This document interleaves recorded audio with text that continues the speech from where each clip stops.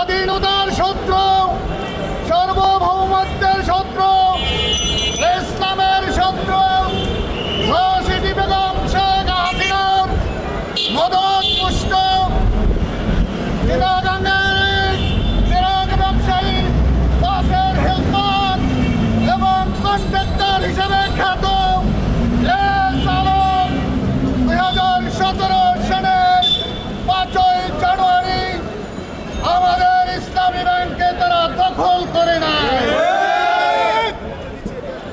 এদেশের DGFI, NHI, ডিবিসিআইডি এবং বিভিন্ন গোয়েন্দা সংস্থার সরাসরি তত্ত্বাবধানে, প্রত্যক্ষ তত্ত্বাবধানে এবং প্রত্যক্ষ নজরদারিতে ইসলামী ব্যাংকের তৎকালীন বোর্ডকে তারা বিলুপ্ত ঘোষণা করে।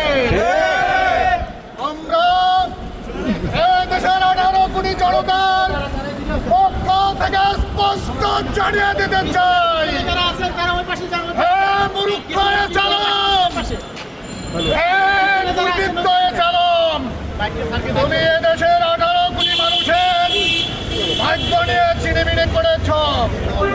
তুমি তোমার 500 উপজেলা বাদ দিয়ে একটি মাত্র উপজেলা থেকে তোমার বাড়ির কাজের মেয়ে মার্জিনাকে নিয়োগ দিয়েছ।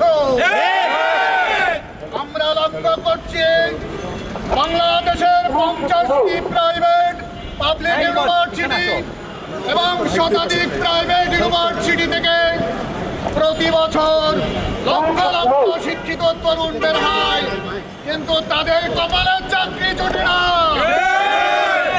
সংগ্রামী ভাইয়ের আমাদের প্রাণপ্রিয় প্রতিষ্ঠান, আমাদের জীবনের চেয়েও প্রিয় প্রতিষ্ঠান ইসলামী ব্যাংক বাংলাদেশ লিমিটেড। এই ইসলামী ব্যাংকের দিকে এদেশের 18 কোটি জনতা তাকিয়ে আছে। ইসলামী ব্যাংকের 2 লক্ষ কোটি টাকার ডিপোজিটের যে গ্রাহকরা তাকিয়ে আছে। এই ইসলামী ব্যাংকের হেড অফিসের, ইসলামী ব্যাংকের বর্তমান সাহসী ম্যানেজমেন্ট, ইসলামী ব্যাংকের স্বনামধন্য চেয়ারম্যান, ম্যানেজিং ডাইরেক্টর এবং অন্যান্য কর্তৃপক্ষ এখনো কেন তাদেরকে চাকরিতে টিকিয়ে রেখেছে? আমরা আর কোন টালবাহানা পছন্দ করি না, আমরা আর কোন টালবাহানা দেখতে চাই না। খুব দ্রুততম সময়ের ভিতর এই বাকি 5,500 কর্মকর্তা কর্মচারীকে